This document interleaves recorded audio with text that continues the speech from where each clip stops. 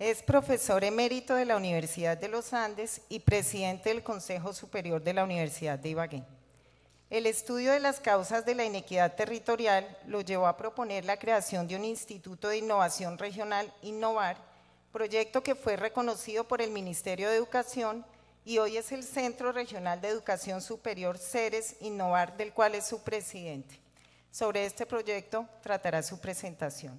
Los dejo con el doctor Eduardo Aldana.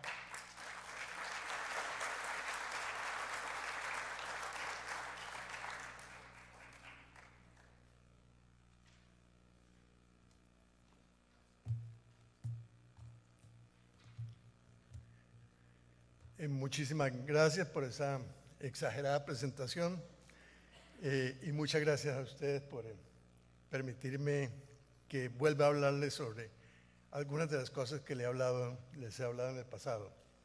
Cada vez que me invitan me siento como cerrando un ciclo y pienso que puede ser el último de mis ciclos, pero por alguna manera se abren nuevos ciclos y casi todos se los debo a los exalumnos de la Universidad de los Andes. Soy fundador de la asociación sin haberlo sido. Oficialmente soy reconocido como un fundador, pero yo llegué 3 años después.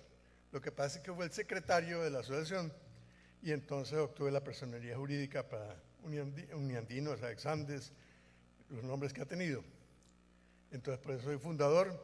Después, en varias ocasiones, mientras crecía, me nombraron presidente sin participar en las elecciones. Fui nombrado 2 veces presidente sin realmente que hubiese elecciones en esa época. He creado cosas que después me ha tocado cambiar, lo cual pues me llena de orgullo que uno pueda tener esa oportunidad en la vida de corregir errores de 15 años atrás. También ustedes, y aquí hay algunos, me metieron en la política y ese fue otro ciclo de vida que me llevó a ser candidato, el primer candidato a la alcaldía de Bogotá, en una experiencia que para mí no se olvida porque los uniandinos lo hicieron. Después he recibido todos los honores, inclusive uno por ahí escondido, el presidente honorario de la Asociación de Exalumnos, de manera que no puedo decir sino muchas gracias por todo lo que me han dado y por todo lo que seguramente seguirán haciendo por Colombia. Hoy voy a tratar un tema que me ha apasionado durante los últimos 3 quinquenios. Vamos a verlo con la presentación inicial.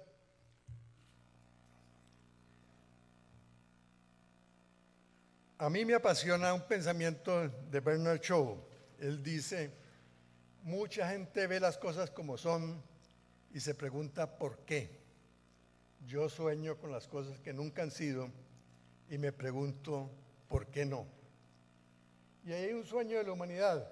La humanidad por 100 años creyó en el dirigible y construyó dirigibles que volaron alrededor del mundo y dirigibles que volaron de Nueva York a Berlín.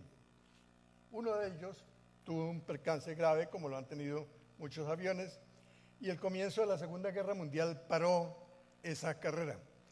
Pero ha vuelto a sonar y toda la tecnología se ha mejorado. De manera que eso me permite soñar con que algún día un dirigible zarpará de Cartagena con un grupo de turistas, aterrizará en Purificación para que conozcan la antigua capital de Colombia.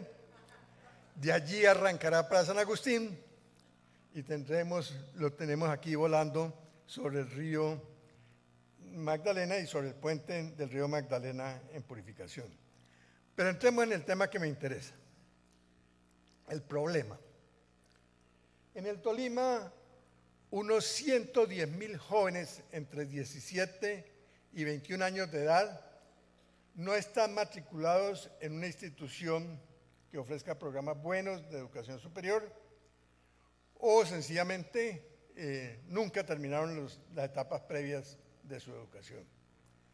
Si esos jóvenes, esos 110.000, se suman a los que ya pasaron por esa edad de estar en educación terciaria, secundaria, universitaria, que son los que estarían entre 22 y 31 años de edad, en conjunto esos 3 quinquenios etarios, si restamos los que han recibido alguna educación y dejamos solamente los que no la han recibido y no la tienen, son unos 300.000 jóvenes. Eso, en solo el departamento del Tolima, es un ejército. Y en la nación, el grupo, ese mismo grupo, en toda Colombia, es de unos 8 millones de jóvenes. Muy comparable al desafío que enfrentaron los Estados Unidos al final de la Segunda Guerra Mundial. 8 millones de jóvenes soldados regresaron a los Estados Unidos. No hayan aprendido sino a hacer una cosa: disparar fusiles. Y no han vivido jamás en la sociedad civil norteamericana. ¿Qué iba a pasar? Los Estados Unidos, con mucho juicio, inició el programa de reinserción social más grande que recuerde la historia.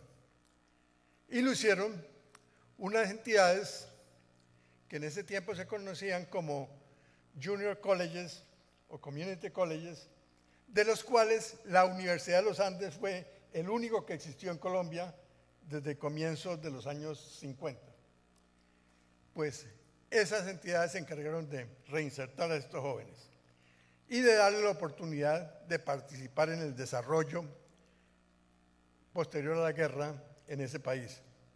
Como bien lo dice el Papa Pablo VI, desarrollo es el nuevo nombre de la paz. ¿Podrá haber desarrollo si no les damos a estos jóvenes la oportunidad de participar en el desarrollo? Miren las caras de quienes participaron en los paros. Ellos no estaban pidiendo que les dieran subsidios a la agricultura. Ellos están esperando que les ofreciéramos una oportunidad de ser ciudadanos de este país. El origen de la solución que les voy a presentar salió de una misión creada por el presidente de la República y que, como incorporó entre los miembros a Gabriel García Márquez, recibió la magia de nuestro premio Nobel. Por eso esa misión fue muy conocida. Llegaron exageradamente a bautizarla como la Comisión de los 10 Sabios, y su informe tocó, por el prólogo de Gabriel García Márquez, el corazón de todos los colombianos. Yo tuve la suerte, de nuevo, impulsado por exalumnos, de formar parte de esa misión, y allí la misión propuso la creación de unos institutos que en el fondo son muy parecidos a esos community colleges de los Estados Unidos. Aquí está lo que proponía la misión para cada uno de ellos. El contexto en el cual hemos venido trabajando es el departamento del Tolima. Es una región rica, más de 50 ríos y 300 arroyos, montañas en los dos lados, con nevados, y los valles, principalmente el río Magdalena y el río Saldaña, con oro y petróleo. De manera que si lo quisiéramos mirar, y si fuese un país, es un país inmensamente rico. Comparado con Israel, tiene aproximadamente la misma extensión. El Tolima tiene 23.000 kilómetros cuadrados, Israel tiene 20.000 kilómetros cuadrados. Más o menos la misma forma, son alargados, alrededor de una vertiente de agua. En nuestro caso, el río Grande de la Magdalena, Israel, el pequeño río Jordán, que es más o menos del tamaño del río Chenche, que pasa por cerca Purificación. Sin embargo, Israel, si lo miramos por su dotación natural, es un país pobre, pero con gente rica. Al contrario, el Tolima sería un país inmensamente rico con gente pobre.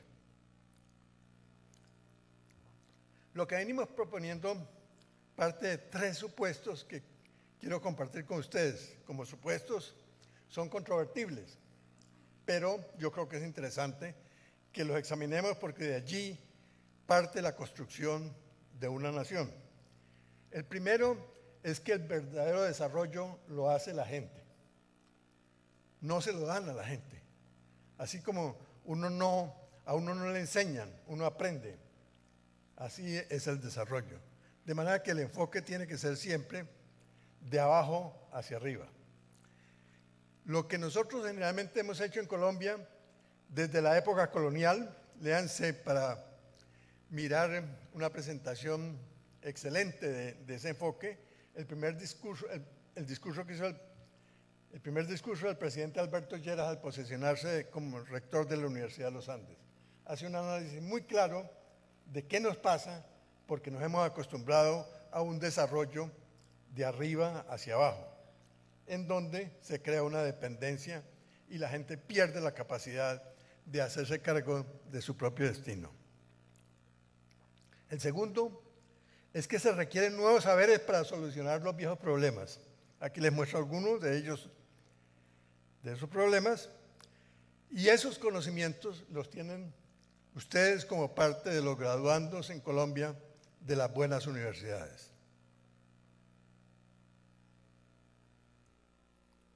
El tercero es que la solución de los problemas de las grandes ciudades está en la provincia.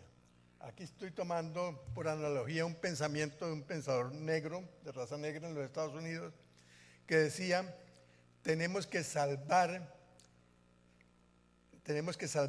el cuerpo de los negros para poder salvar el alma de los blancos. Aquí si queremos salvar las provincias, debemos salvar las provincias para ser buenos vivideros a las capitales. Si no desarrollamos el resto del país de una manera equilibrada, como bien lo hicieron en Estados Unidos y como por tradición lo hizo Europa, nunca vamos a poder tener una buena vida en las ciudades. El Innovar fue creado en 1998, 4 años después de que terminó la misión. Su lema era la oportunidad de construir futuro para la gente. El camino fue largo. Gastamos como 7 años en poder tener esa sede y poder empezar a ofrecer programas. En el 2005, justamente cuando estábamos empezando en nuestra nueva sede, el Ministerio creó los Centros Regionales de Educación Superior, CERES, y reconoció que el Innovar era, en cierta manera, un CERES mucho más grande y entonces creó un CERES dentro del Innovar. 2006 al 2007 pasamos 2 años casi de receso. Curiosamente, un graduado de Derecho de la Universidad de los Andes fue elegido alcalde de Purificación y se le metió en la cabeza que él iba a crear una sede de la Universidad Nacional en Purificación. Y entonces casi acaba con nosotros. Finalmente, los estudiantes del Innovar lograron ganarle. Y por eso volvimos a recuperar nuestra sede y nuestras actividades. Desde un comienzo, el Innovar definió 3 funciones. Quiero hacer mucho énfasis. El primero, que actualmente lo desarrolla esa alianza CERES que creó el Ministerio, pero que es parte del Innovar, es ofrecer una educación transformadora y pertinente para los jóvenes. Transformadora porque no queremos que sea una educación que los deje como están, sino que los convierta en líderes de su propia comunidad. Y pertinente porque tiene que ser pertinente para la región, pero pertinente también para cada joven. Generalmente cuando se mira la provincia, se piensa, vamos a ofrecer en la provincia una educación técnica, así como regular, que nos permita cubrir una gran cantidad de personas, pero se olvida que el talento está distribuido sin ninguna relación con la localización. Me perdonan que ponga este ejemplo porque pues ahí estoy involucrado. En Purificación, en un barriocito pequeño de clase media estrato 3 en un municipio, 4 personas hemos salido de allí y hemos obtenido doctorados en las mejores universidades del mundo. Actualmente una profesora de la Universidad de los Andes en el CEDE, Jimena Peña, es una de las salidas de ese barrio en Purificación. Y el anterior alcalde de Purificación, Adolfo Alarcón, también tenía un doctorado de los Estados Unidos. De manera que tiene que ser pertinente para que los jóvenes puedan ir tan lejos como ellos quieran. No es para decirles, no, como usted de la provincia, usted va a tener una tecnología agropecuaria y lo que usted va a aprender es a irrigar arroz, porque es la vocación de esta región. Si hacemos eso, eso se va a quedar como siempre ha sido atrasado. Pero la educación, por muy buena que sea, no crea puestos de trabajo. Entonces es un error empezar a ofrecer educación sin estar pensando en el contexto del desarrollo económico y empresarial de la región. Por eso el segundo esfuerzo es el desarrollo empresarial, y lo hemos hecho hasta ahora siguiendo un modelo que se desarrolló en una pequeña isla en el sur del Japón, la isla es Oita, y el modelo consiste en que se identifican negocios que ya la gente aprecie y se les ayuda a transformarlos en términos de producción y a buscar mercados más amplios para que puedan tener realmente beneficios económicos. De nuevo aquí, una exalumna me ayudó, yo encontré ese modelo, y nuestra actual embajadora en el Japón, la doctora Patricia Cárdenas, se encargó de poner las relaciones, y hoy en día Planeación Nacional ha adoptado ese modelo que introdujo el innovar en el país. Pero la tercera es más importante todavía, es más básica. Uno puede ofrecer buena educación, promover el desarrollo económico, pero eso no es sostenible si la comunidad como un todo no lo incorpora en su cultura y le da sostenibilidad en el largo plazo. De manera que el cumplimiento de estas tres funciones se vuelve la esencia del desarrollo que busca calidad de vida local y provincial. Del 2008 al 2011 reiniciamos actividades. Había que recuperar el tiempo. Aquí presento esta foto porque en el centro de ella, la joven que está mirando hacia su lado izquierdo, es la primera que se está graduando en este semestre en Ingeniería Industrial en la Universidad de Ibagué.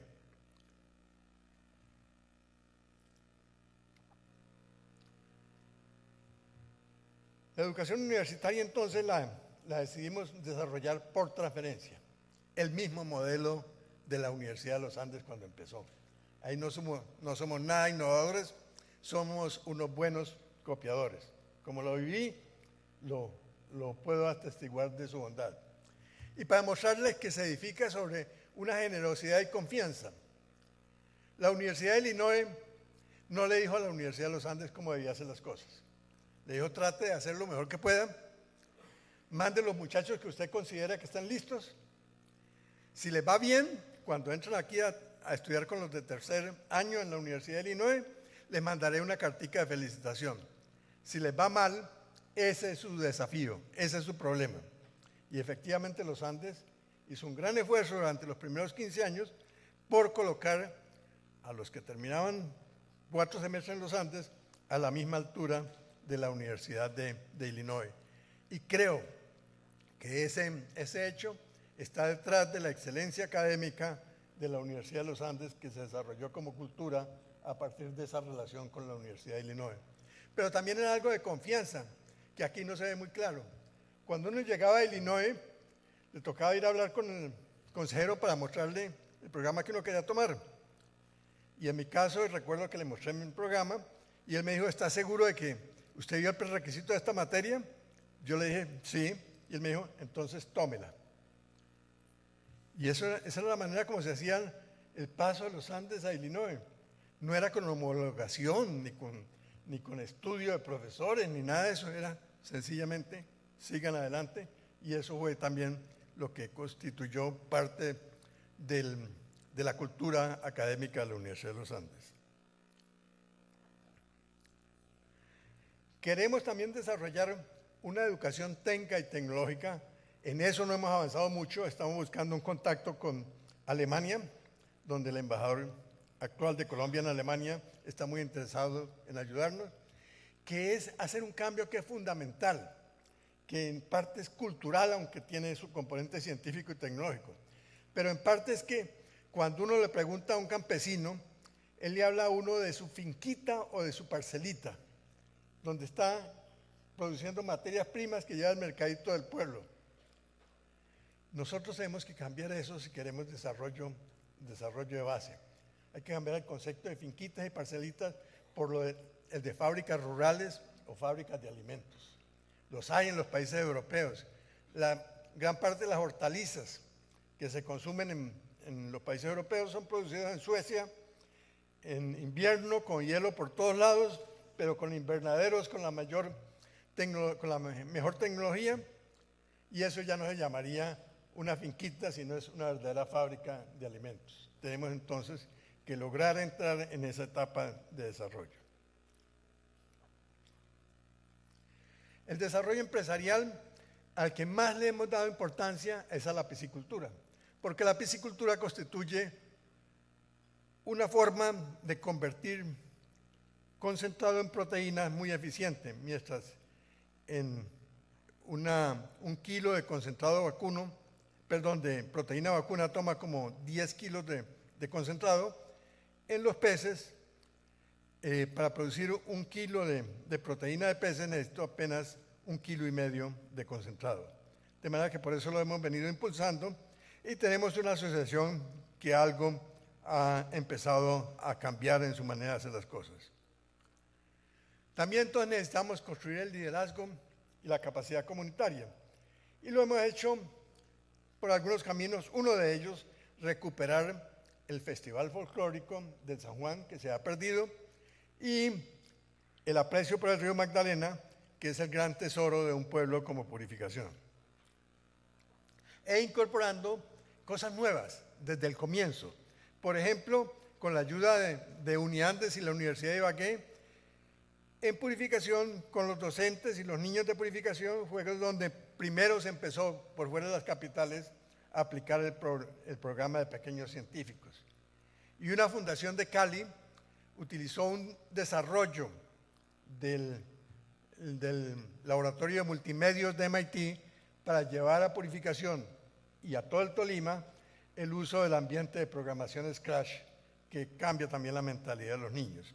Ahí estamos tratando de aplicar aquello de que hay que educar a los niños para que ellos eduquen a los padres. Constantemente sabemos que tenemos que hacer evaluación, aprender, y por eso aplicamos la evaluación de un solo ciclo con mucha frecuencia, aunque finalmente estamos avanzando a una evaluación más completa de doble ciclo. ¿Qué hicimos en el 2011? ¿Qué encontramos como los grandes problemas? El primero, la alta deserción. Jóvenes que vienen de hogares, muchas veces de un solo padre, y generalmente la madre, o a veces sin que esté un padre o una madre, porque ellos han emigrado y han dejado el cuidado de sus niños a los abuelos. En casas donde no hay un libro, no han desarrollado una vocación de leer, de manejar ellos su propia cuenta, y desertan muy fácilmente. Entonces la deserción sigue siendo uno de nuestros desafíos muy altos. Para la educación técnica y tecnológica, el gran desafío es que no despiertan el interés. Tienen una competencia muy dura. Si alguien en Colombia estudió una carrera universitaria, cuando la termine, no importa con qué calidad, le dicen doctor. Y al tecnólogo no le dicen doctor. Entonces, de comienzo, parece perdida la intención de lograr sacar los profesionales más importantes en el desarrollo económico de un país, que son los tecnólogos. Y ambas, por supuesto, la educación universitaria y la educación de técnica y tecnológica, tienen las deficiencias en la preparación básica en las etapas anteriores. Por eso nos hemos propuesto empezar a intervenir en alianza con la Universidad de Ibagué en el bachillerato, pero no tratando de cambiar muy drásticamente al profesorado o reemplazar a los docentes, sino empezar a ofrecer en la jornada paralela, y vi que Medellín lo está haciendo, una serie de actividades culturales y creativas y cursos estimulantes para los jóvenes, como robótica, como Scratch, para que entonces los jóvenes desde bachillerato desarrollen un gran interés por las ciencias. El otro factor que consideramos de la mayor importancia es que en esas regiones, quien realmente cree en que la educación es un camino de superación en la vida, son las mujeres, son las madres. y entonces pensamos adelantar un gran programa de empoderamiento de las madres para que ellas que comprenden ese papel jueguen un papel más decisivo en la vida cívica del municipio. Con los pequeños productores, el gran problema es que ellos esperan que desde arriba les vengan las soluciones. Cuando nosotros empezamos a trabajar con ellos, íbamos a hablarles, nos decían, ¿qué nos van a dar? Y nosotros teníamos que explicarles que íbamos a trabajar con ellos para que ellos desarrollaran las capacidades para poder hacer las cosas mejores, pero eso tenía resistencia. Hoy en día hemos progresado algo. El otro problema, que tal vez deberíamos haber hecho mucho más en el liderazgo y la capacidad comunitaria. Si no construye uno capacidad comunitaria, todo es de corto plazo. Por eso es que nuestros esfuerzos en el país por erradicar la pobreza se refieren a cifras, se expresan en cifras, pero no se refiere en un cambio fundamental de que las regiones empiecen a ser el centro del desarrollo del país. Para buscar todo eso estamos explorando un nuevo camino. Tal vez ustedes lo habrán leído la mayoría en las propuestas de Porter, de crear valor agregado. En el mundo es una tendencia muy amplia. En Colombia hay experiencias muy valiosas con el nombre de negocios inclusivos.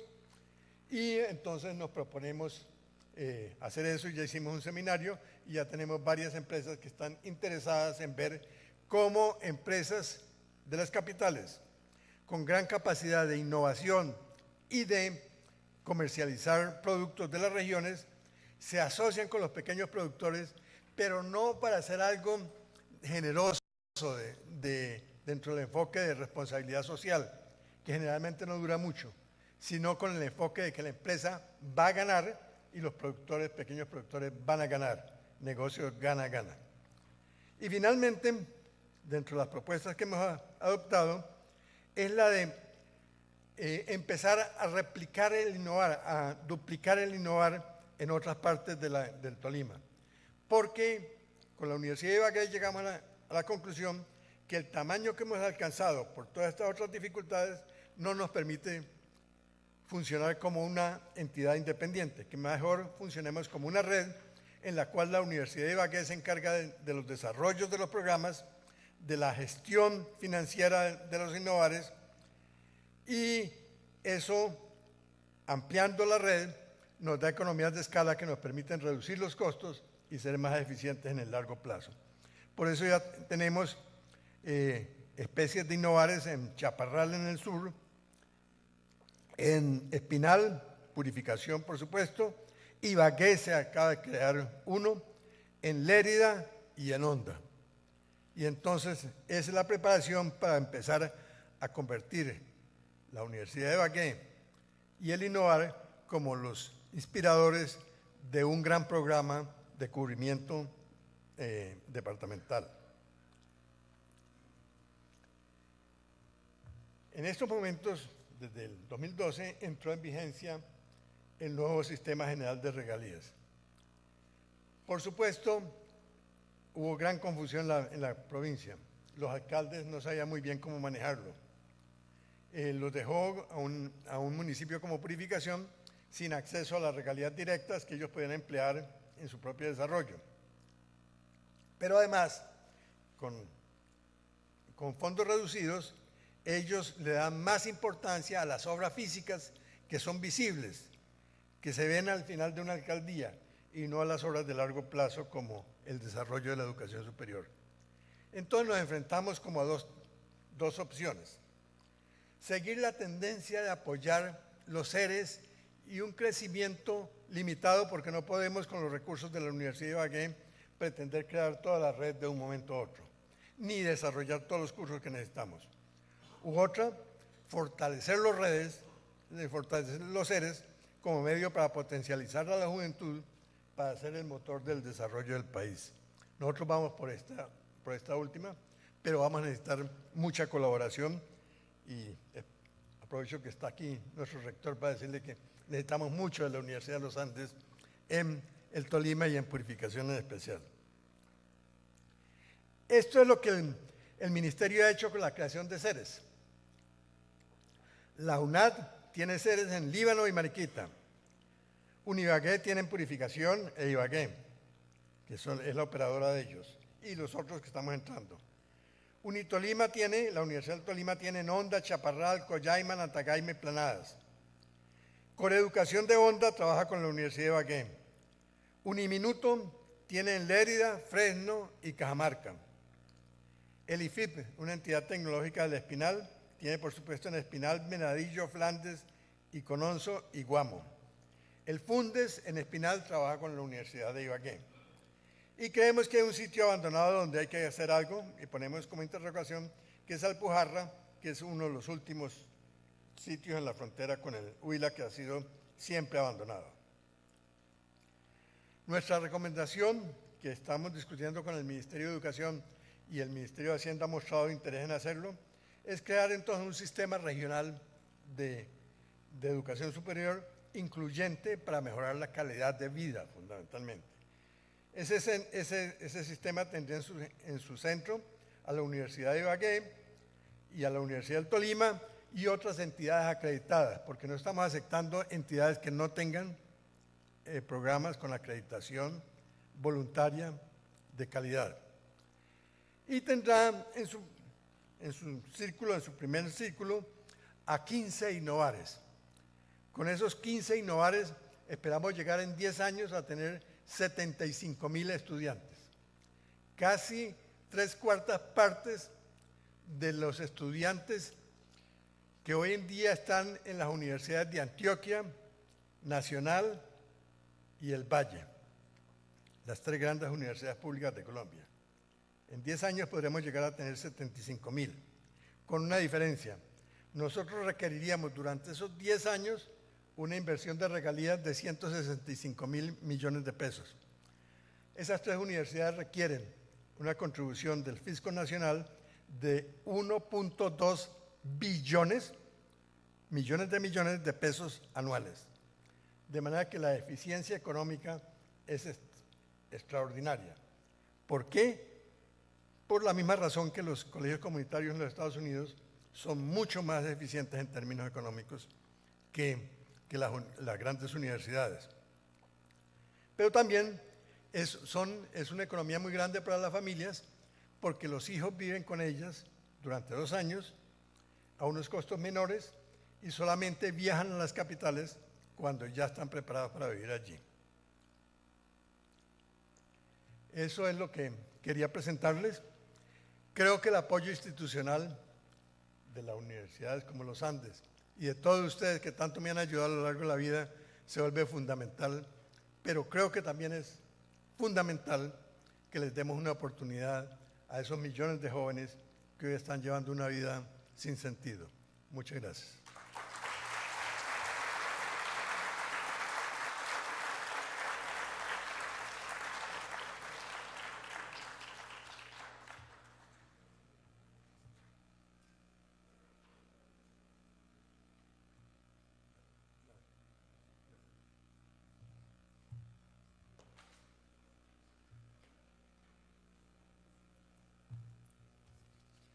Gracias al doctor Aldana por su intervención. Si alguien tiene alguna pregunta.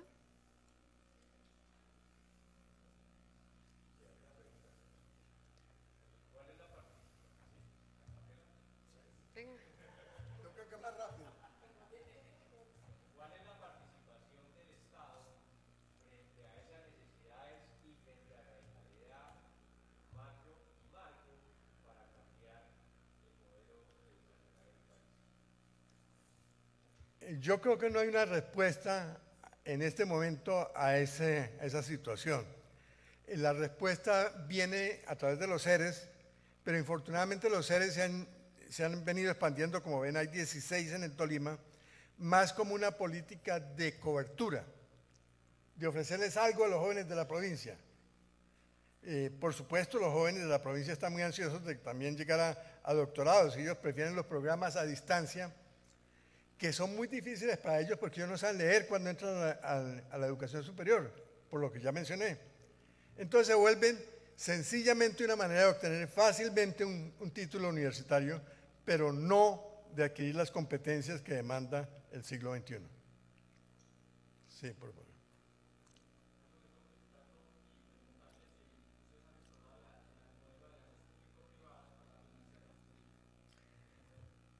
Yo creo que sí, la respuesta es sí. Y creo que nos puede servir mucho dentro del mismo enfoque de negocios inclusivos, porque las alianzas público-privadas son en el fondo unos negocios de agregar valor compartido. Sí, sí lo hemos mirado.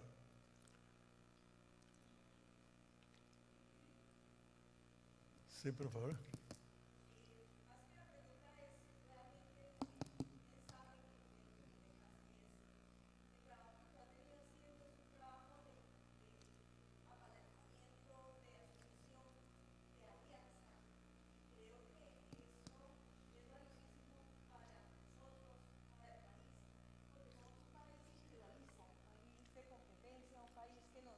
Que normalmente cuando queremos hacer algo queremos ser únicos, mostrarnos el protagonismo de escena, y en este caso pues tu historia de vida es maravillosa, que ha llegado a hacer lo que estás haciendo, pero apoyado de gente, apoyado de instituciones, y creo que esa enseñanza me parece absolutamente bella, rescatarla, porque estamos en un momento en que necesitamos ser solidarios, necesitamos crecer como país, pero apoyados en el amor. O sea, tú vienes del Tolima, amas tu región y estás trabajando por ella.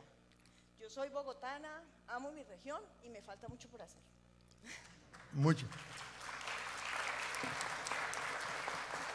Muchas gracias, yo le agradezco ese comentario. Yo quisiera enfatizar que hay como dos aspectos en los cuales quisiera invitarlos. Que si ustedes quieren mucho Bogotá, ayuden a que se desarrolle el resto del país. Si no, Bogotá será invivible. Ya está próxima a la crisis. Estamos acabando con uno de los ecosistemas más lindos de Colombia. Y lo podemos hacer si desarrollamos unas ciudades intermedias, como lo propuso hace 40 años Planeación Nacional. Y por supuesto, para que unas ciudades intermedias crezcan, necesitan educación, necesitan formación, necesitan empresas, pero hay que hacerlo. Esa es una.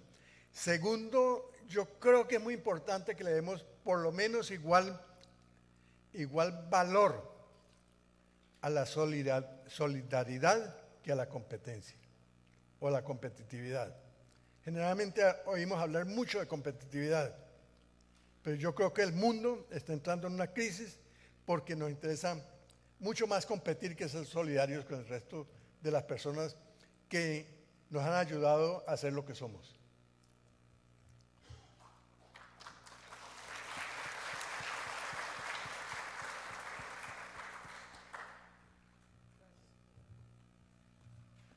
Nuevamente, muchas gracias por la intervención del doctor Aldana.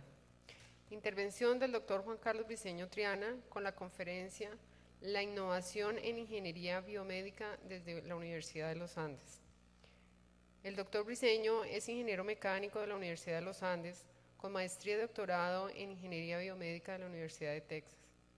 En su trayectoria profesional se ha desempeñado como profesor de cátedra de la Escuela de Administración de Negocios EAN, director del Centro Nacional de Investigaciones Cardiovasculares Carlos Lleras Restrepo de la Fundación Cardioinfantil, vicedecano de posgrados e investigación, Facultad de Ingeniería de la Universidad de los Andes. Ha recibido, entre otras, importantes distinciones como la mención de honor Premio Nacional de Ciencias Exactas, Física y Naturales de la Fundación Alejandro Ángel Escobar, mención de honor Premio Nacional de Medicina de Colombia en el 2002, categoría de Ciencias Básicas y Experimentales, proyecto Reparación Funcional de la Falla Masiva del Manguito Rotador, Premio Otto de Grave, a la mejor tesis de pregrado de Colombia en Ingeniería. Es miembro del Consejo Superior de la Universidad de los Andes, miembro del Consejo del Programa Nacional de Ciencia, Tecnología e Innovación en Salud, Colciencias, miembro del Comité Científico Revista Colombiana de Cardiología, entre otros. Actualmente es profesor titular y director del Departamento de Ingeniería Biomédica de la Universidad de los Andes. Con ustedes, el doctor Juan Carlos Briceño. ¿Qué necesitas? ¿Apagar la luz? Okay.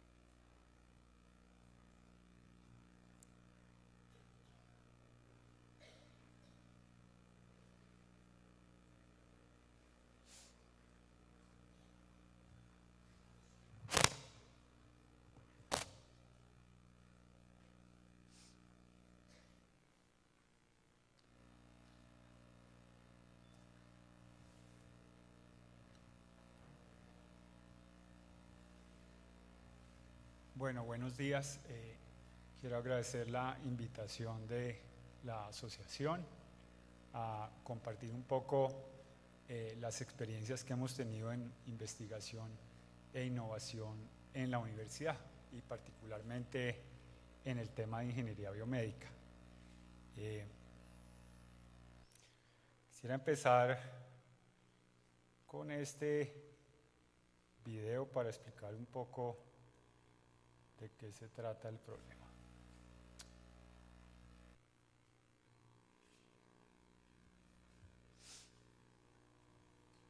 ¿Se pueden apagar un poco las luces de acá? Ok.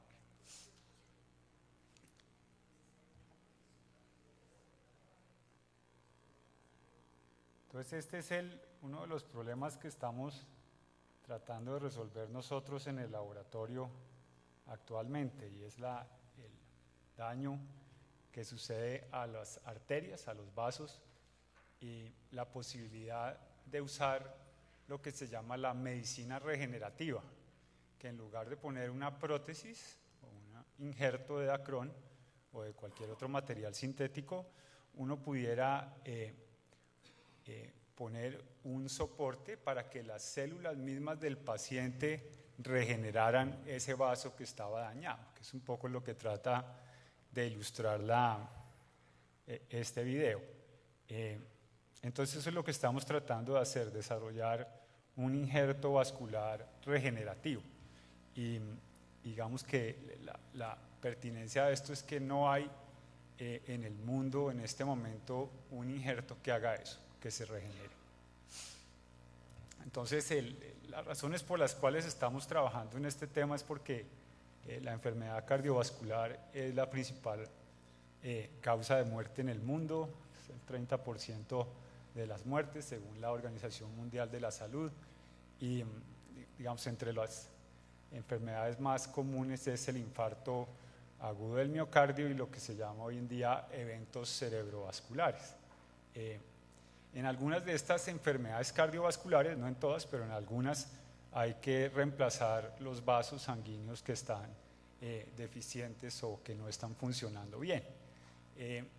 Una de las razones por las cuales uno quisiera usar la medicina regenerativa y que el tejido se regenera y no reemplazarlo por algo sintético es porque el material sintético tarde que temprano va a haber que reemplazarlo.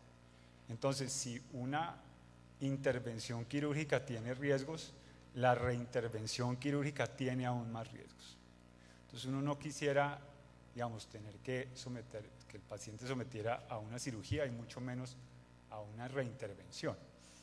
Se ha estimado que los riesgos con una reintervención de una cirugía cardiovascular pueden aumentar el 30% aproximadamente. Hay otro interés para usar esta medicina regenerativa y es, trabajamos mucho tratando de ayudar a entender cómo son las cardiopatías de los niños y la cirugía para los niños enfermos del corazón.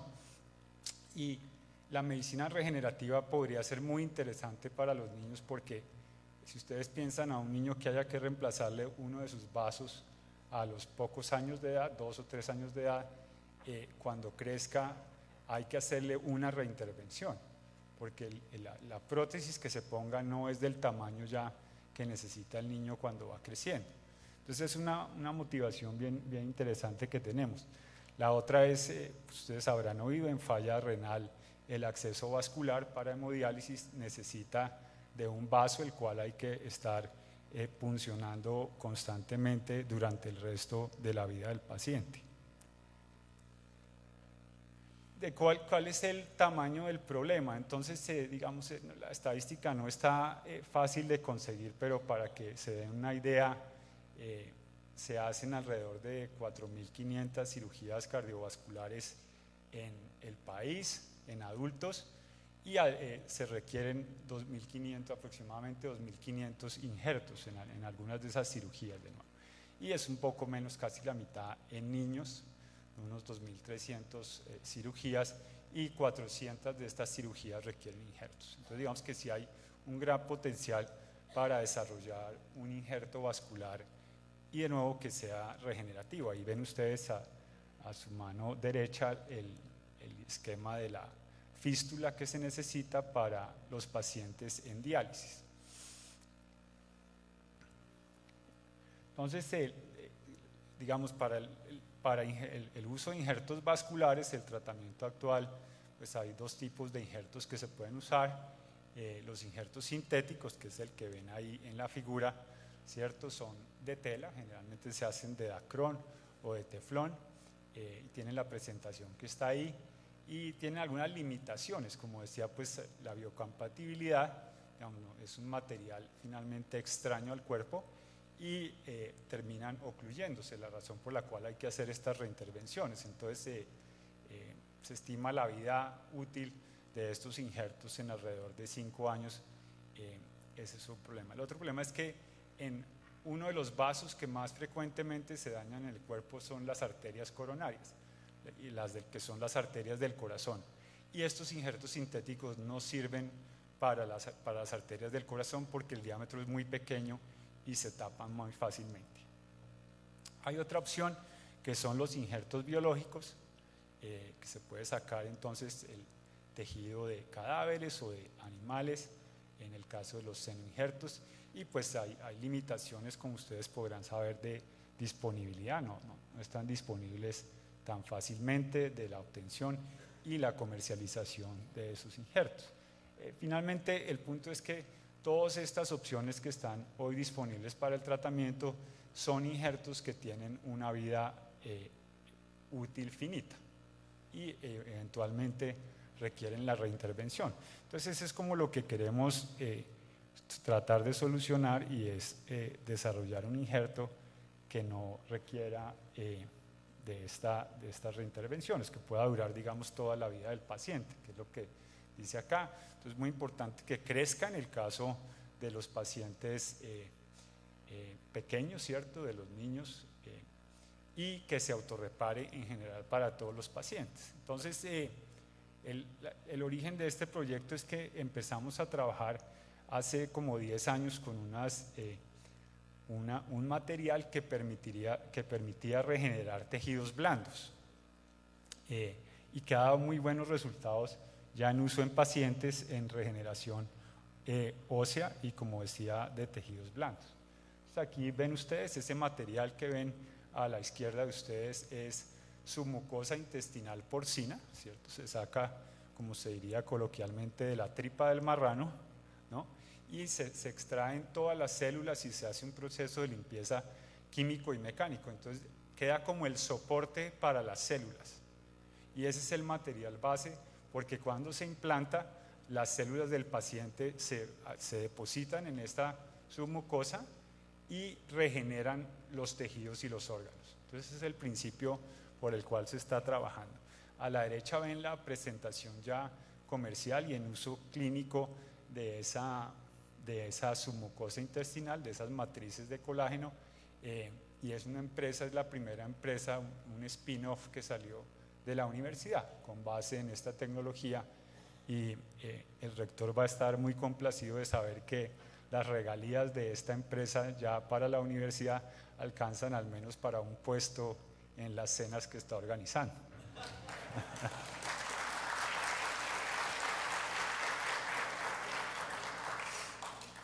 Bueno, vamos a mostrarles un poquito más como el procedimiento que seguimos para avanzar en tratar de llegar estos desarrollos al uso en pacientes y al mercado.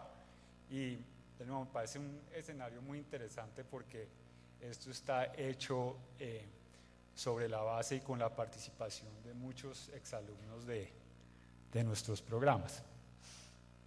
Entonces, ese es el paso de los pasos que estamos siguiendo, y que es en general los pasos que uno sigue para el avance en dispositivos médicos: diseñar, hacer la manufactura, si todo sale bien hace un prototipo, y ese prototipo lo evalúa in vitro, ¿cierto?, en el laboratorio.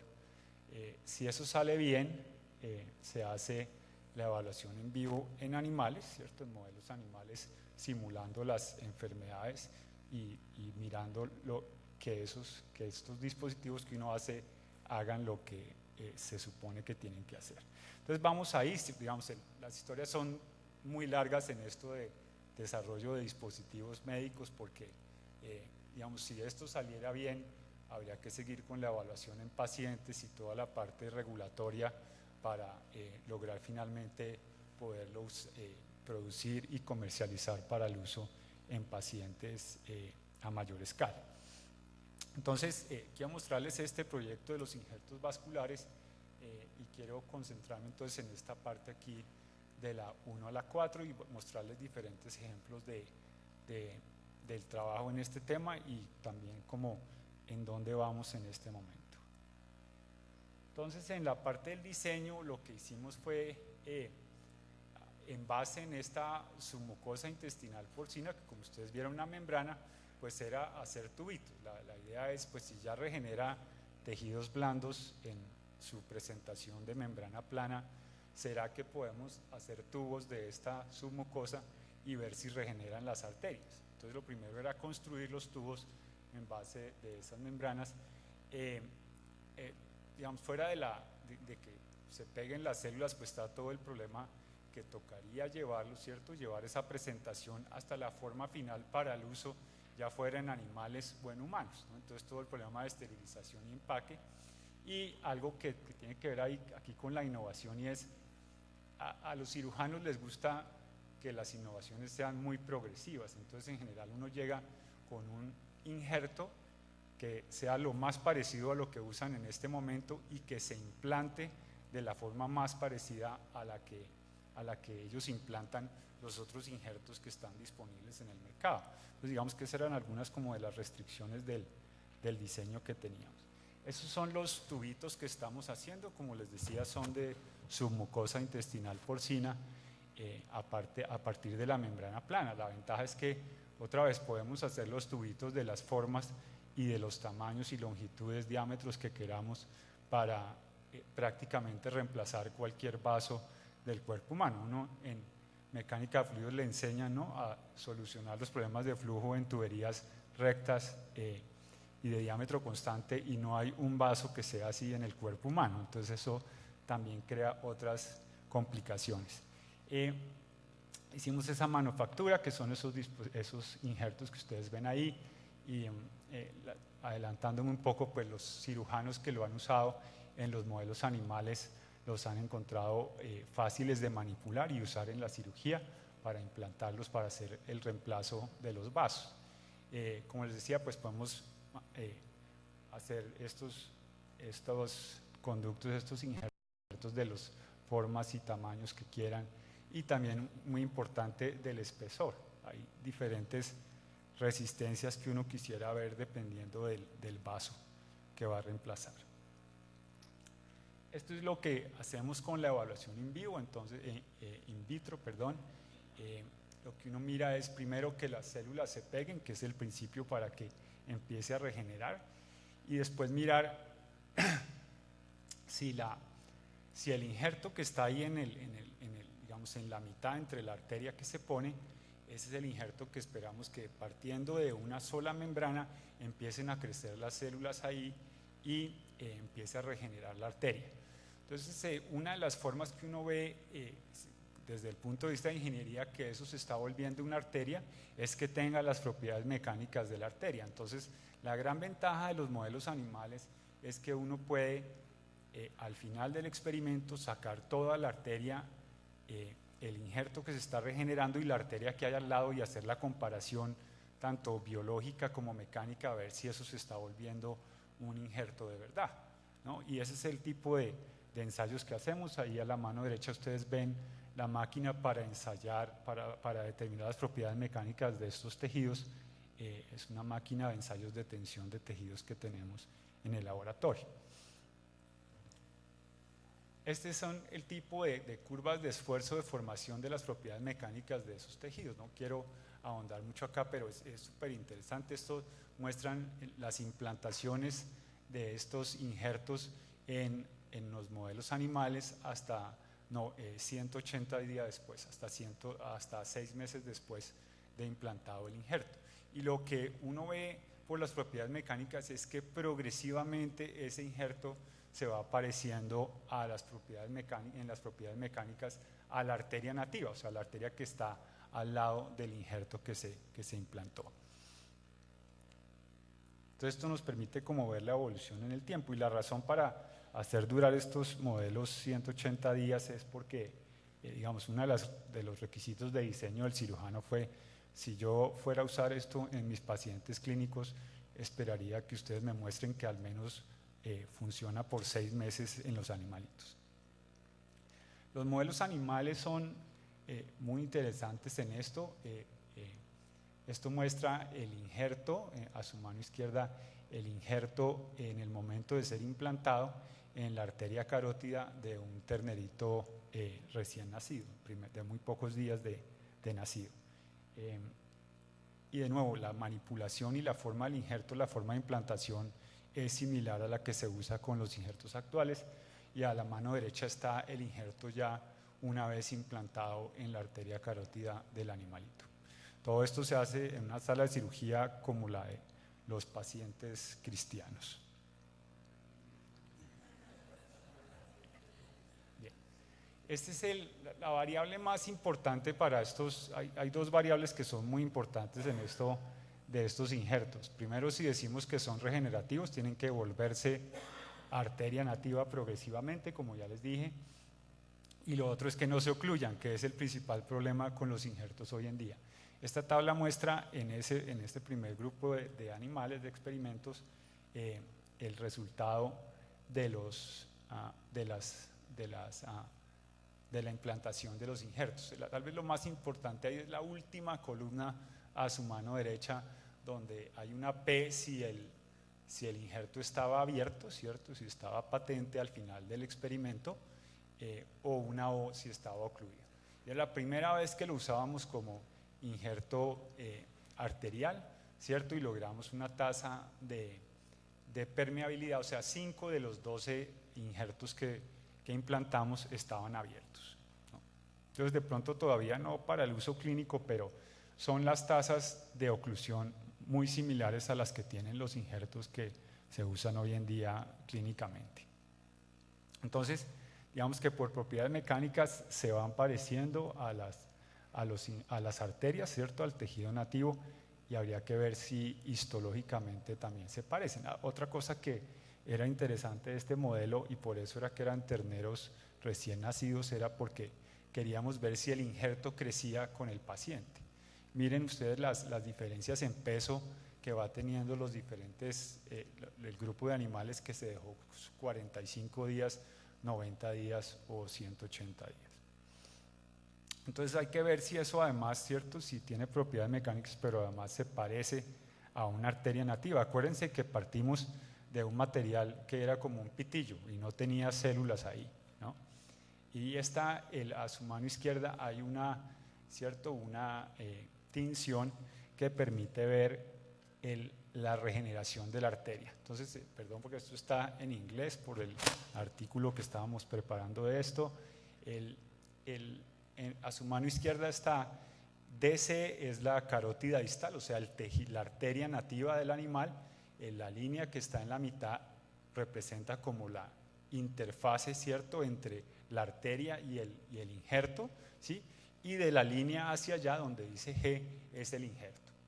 Entonces miren que ya hay células ahí, ¿cierto? Ya no es solo una lámina de colágeno, sino que hay células, y se parece mucho en la arquitectura de la pared a la pared de la arteria nativa. Entonces sí hay una evidencia de regeneración, ¿no? Hay unos procesos súper interesantes que todavía estamos tratando de entender qué es lo que pasa, pero si ustedes ven en las fotos de la derecha, es cómo va cambiando el injerto a medida que pasa el tiempo, con los diferentes tiempos de implantación. Después de 45 días, igual, aun si es colágeno animal, es un cuerpo extraño también, entonces se crea una inflamación muy grande y ustedes ven la pared muy gruesa, muy inflamada. A los 90 días prácticamente es igual que la arteria nativa. Y fíjense que algo que salió como por azar fue, le dijimos al cirujano: doctor, implántelo como implanta los injertos que usted usa actualmente en los pacientes, y eso se hace con unas suturas que no son biodegradables. esas suturas es lo único que nos permite saber dónde estaba el injerto en los que funcionó. Si ustedes ven unas rayitas negras en los 90 y 180 días, es lo único que permite saber que hay dónde empezaba el injerto. De resto es idéntico a la pared de la arteria nativa.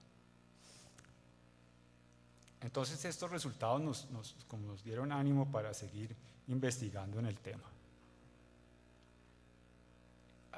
Entramos en contacto con otro cirujano vascular y dijo, pues sí, chévere lo de arterias, pero arterias hay como muchas soluciones, en cambio en venas no hay nada. Si a un paciente se le ocluye una vena, no hay un sustituto, un injerto para venas. Entonces, ¿por qué no hacemos una investigación para ver si en venas funciona? Entonces, este es unos experimentos que hicimos, un proyecto que hicimos para ver si podía regenerar vena yugular en conejitos. La vena yugular es la que trae la sangre del cerebro de vuelta al corazón. Entonces, de los 12 conejitos que operamos, a los 12 se le tapó el injerto. Entonces, tal vez el consejo ahí es, si a uno se le ocluye una vena, no se deje poner todavía una de estas cosas, ¿no? ¿Cierto? Entonces, por el lado bueno de este experimento es que, y no sabemos si es por la presencia de ese injerto que se estaba ocluyendo, pero ustedes pueden ver en el lado derecho y se crean unos vasos colaterales. Entonces lo que vimos en estos conejitos después del tiempo de observación, el injerto en la mitad tapado, no pasa la sangre, pero por los lados se crearon unas nuevas venas nuevas, que se llaman colaterales, que permitían el flujo de sangre también. Entonces digamos que otra vez se ocluyen, pero uno en realidad no necesita, por lo menos en este modelo de los conejos, un injerto porque la sangre va a encontrar por dónde devolverse al corazón. Todo esto tiene una gran cantidad de tecnología, ¿no? Entonces ahí está uno de nuestros pacienticos conejos siendo sometido a un TAC para ver cómo estaba, si esa vena estaba todavía abierta o no, el injerto de la vena está abierto o no, y se usa una tecnología de las máquinas estas de TAC para reconstruir, y ahí ven en un cuadradito a mano derecha donde está el injerto que está todavía, no está ocluido, pero tiene muy poquito flujo en el momento que se le hizo el examen a este conejito. Entonces en venas no funciona, y así es la vida. Entonces hicimos otro ensayo, porque diciendo la razón por las cuales se tapan estos injertos es porque se coagula la sangre dentro del injerto. Y ahí estamos con una carrera tremenda. El mejor material para que las células crezcan es el colágeno, que es el que está hecho estos materiales, pero el colágeno también forma trombos. Entonces la afinidad de las células por el colágeno le gana a la tendencia de la sangre a coagularse en presencia del colágeno. Entonces usamos una terapia anticoagulante y curiosamente otra vez volvimos al modelo de arteria, no de venas, arteria en porcinos, y de los 9 que pusimos, los 9 salieron ocluidos. Entonces estábamos desconcertados porque una vez funcionaba y otras veces no en las arterias, porque en las venas sabíamos que no iba a funcionar. Entonces nos tocó devolvernos y decir, bueno, y parece que tenemos que entender es la microestructura, qué es lo que le estamos poniendo y por qué es que unas veces a las células les gusta y a otras no, y por qué unas veces se tapa y otras veces no. Entonces eso es en lo que estamos actualmente tratando de entender, si la manufactura, la forma como se procesa esta submucosa intestinal porcina tiene que ver en el resultado y en la diferencia de resultado de estos injertos. No me voy a detener en esta parte, pero hay unas zonas, unas capas de la submucosa, ¿cierto?, del intestino del marranito que uno podría dejar o remover y que puede que le gusten más o menos a la célula, y eso es lo que estamos haciendo ahorita. Y la otra variable importante es si uno hace todo el proceso de fabricación hidratado o no. Entonces, la buena noticia es que ya por lo menos en un par de los grupos de fabricación, ¿cierto?, y fabricando de diferentes formas la submucosa, ya hemos logrado 100% de permeabilidad a un mes para estos injertos. Y otra vez, esto es en un modelo de arteria carótida en porcinos. les digo que esto se va a la microestructura porque hay que entender cómo son estos apartamentos para estas células, porque a ver por qué es que en unos casos les gustan más y en otros casos les gustan menos. Y esto es lo que ve uno gracias al uso de técnicas como la microscopía electrónica para entender el efecto de las diferentes formas de fabricación en la microestructura de los injertos que estamos haciendo. Ahí es donde estamos, ¿cierto? Tratando como siempre de llegar a que esto beneficie algún día a los pacientes. Otra vez, en resumen, ¿en qué estamos? Estamos entendiendo el efecto de la microestructura en que estos injertos funcionen o no.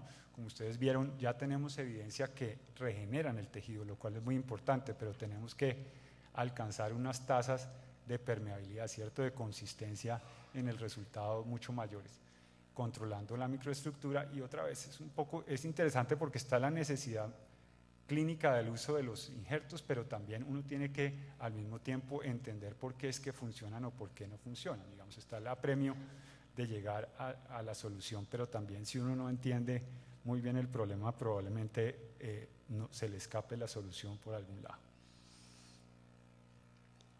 Esto es algo de lo que estamos haciendo y es tratando de controlar con tratamientos mecánicos la forma y los tamaños y la orientación de esos poros que hay en esta submucosa intestinal porcina.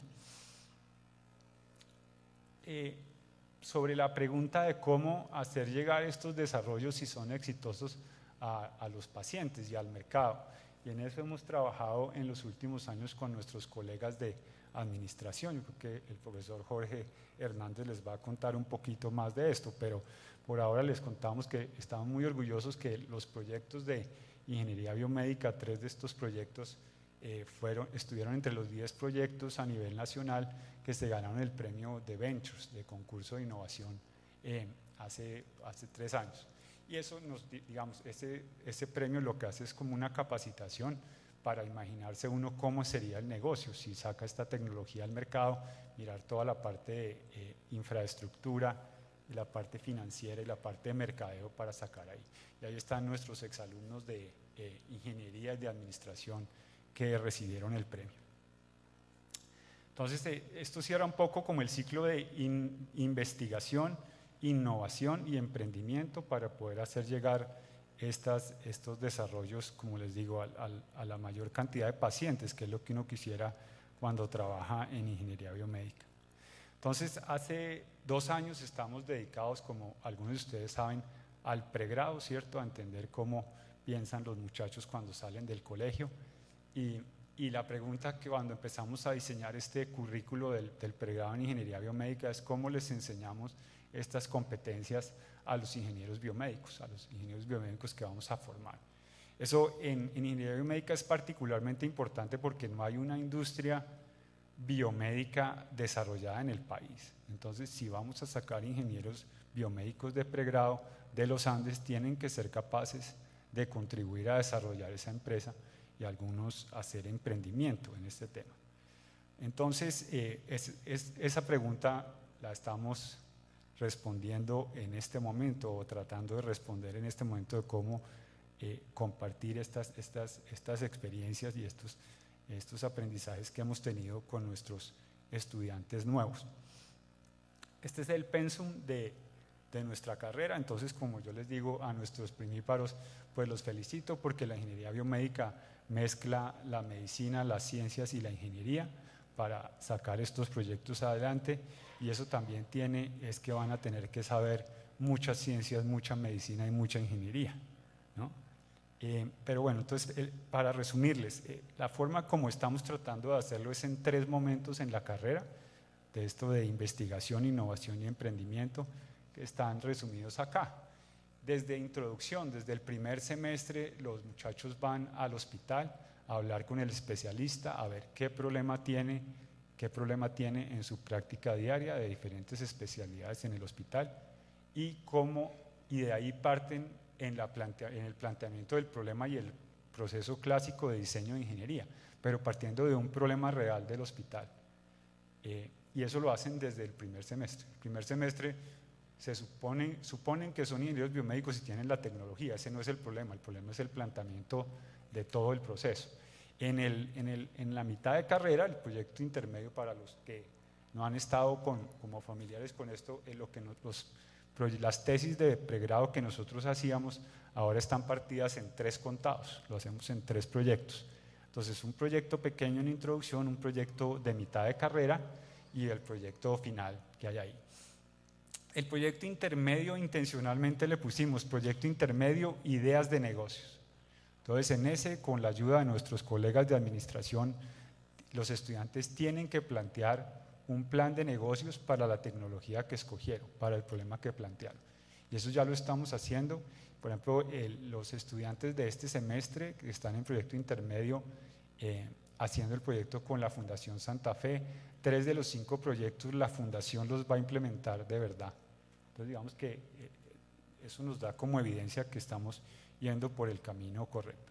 En proyecto de grado, pues digamos que es un poco más libre, no tiene que tener innovación, si no quieren, puede ser como investigación más básica, si se llama así. Entonces son como los 3 momentos en que estamos tratando a nivel de pregrado de darles esta formación a los muchachos. Yo creo que esas son como las reflexiones que hago sobre este tema de nuevo, de cómo transferir esto a las nuevas generaciones. Pero finalmente quisiera acabar pues agradeciéndole, porque como dije al comienzo, hay el trabajo de muchas instituciones y de muchos exalumnos en el desarrollo de estos proyectos. Este proyecto llevamos más de 10 años trabajando en él y como ustedes ven, todavía no estamos en la fase de llegar a los pacientes como quisiéramos. Estas son las personas que han trabajado en el tema en los últimos años. Otra vez, el otro mensaje aquí también es que necesitamos del apoyo de muchas disciplinas, de profesionales de muchas disciplinas para poder sacar adelante estos proyectos. Y esa es la foto del grupo de investigación recibiendo el premio de Ventures. Muchas gracias.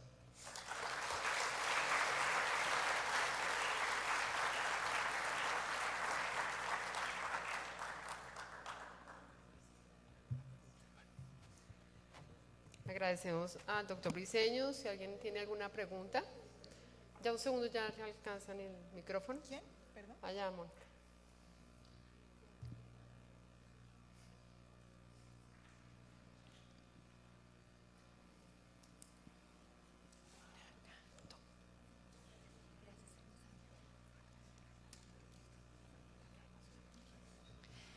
Doctor, quiero preguntarle por qué es tejido porcino y por qué tejido intestinal. Podría ser vacuno y cerebral o cualquier otra cosa. Sí.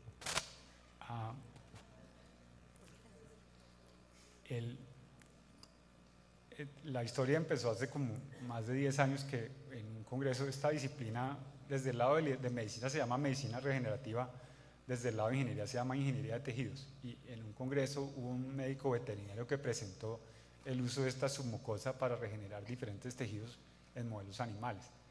Yo creo que se hace de porcino y de intestino por la facilidad de obtener el material, digamos, y también por la resistencia, que es curioso, no sé si habrás oído por la tripa de gato que se usa en cuerdas y en cuerdas de raquetas de tenis y en cuerdas de guitarra y eso, en instrumentos de cuerdas. Digamos, desde hace mucho tiempo se conoce de la resistencia mecánica del material. De hecho, se hacen suturas, pues ya no se hacen de tripa de gato, pero se sigue llamando así. Entonces, el material yo creo que es por la facilidad de hacerlo.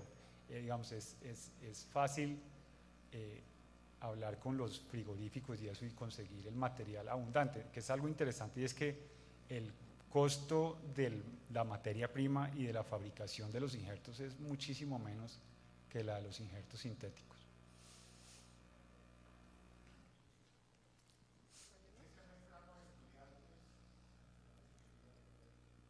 ¿Perdón? ¿Qué semestre van los estudiantes de ingeniería biomédica? La primera cohorte va en 5º semestre en este momento, pero en esta ceremonia de grado que tuvimos el semestre, hace un mes, ya se graduaron nuestros primeros 3 estudiantes, porque la facilidad que da la universidad de que hagan dobles programas y transferencias y eso. Estaban muy preocupados de que estos primeros estudiantes no tuvieran el sello de haber hecho todos los cursos con nosotros, pero verdad, de esos 3 egresados, rector me corrige, de 3 egresados, uno es summa cum laude, el otro es cum laude y el otro es el otro, ¿no?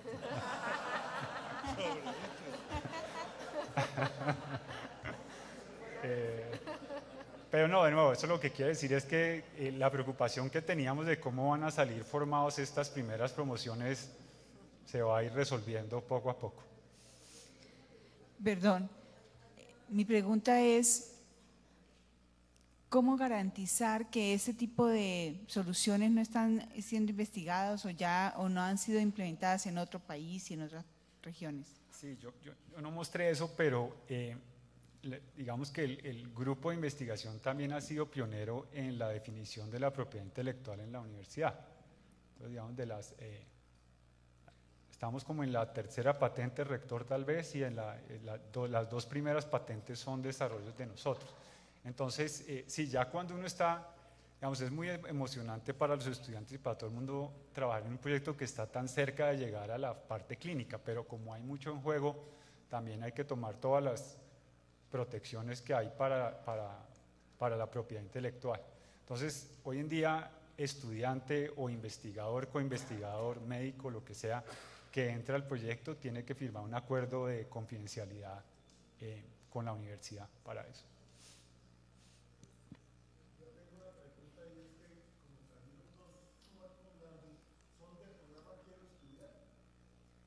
No, es uno summa cum laude y otro cum laude y no son de quiero estudiar.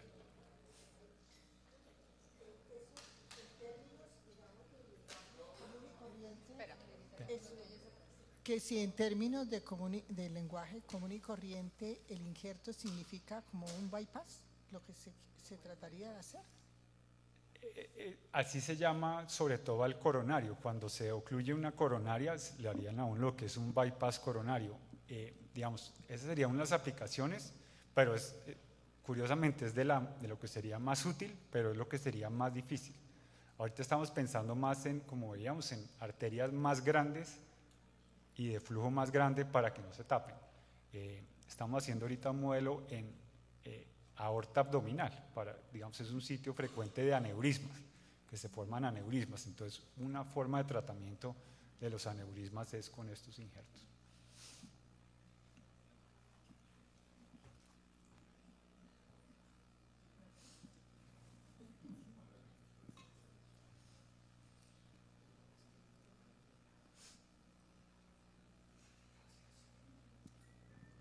Esta no es una pregunta, es un cuento. Y lo sé de una manera bastante incompleta.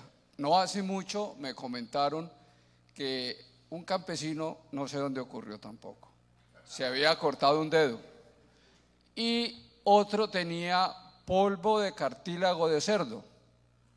Y este campesino le dijo que se lo fuera aplicando y el final del cuento es que el dedo creció como la cola de los lagartijos.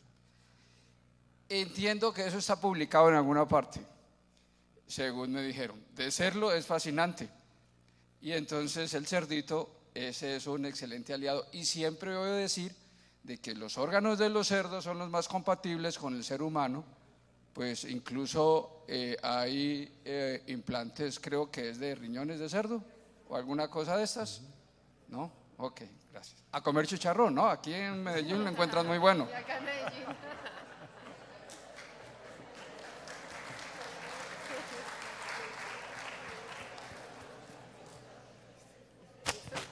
¿Alguna pregunta?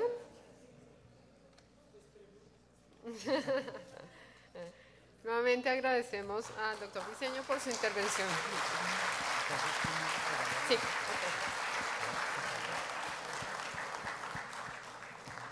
Tendremos en este momento un receso de 1 hora para tomar el almuerzo acá en las instalaciones del Centro de Convenciones. Los estaremos guiando a otro salón donde vamos a tomar el almuerzo. Nuevamente entonces nos encontramos acá hacia la 1:30, 2 de la tarde para nuevamente retomar las conferencias de la tarde. Muchas gracias.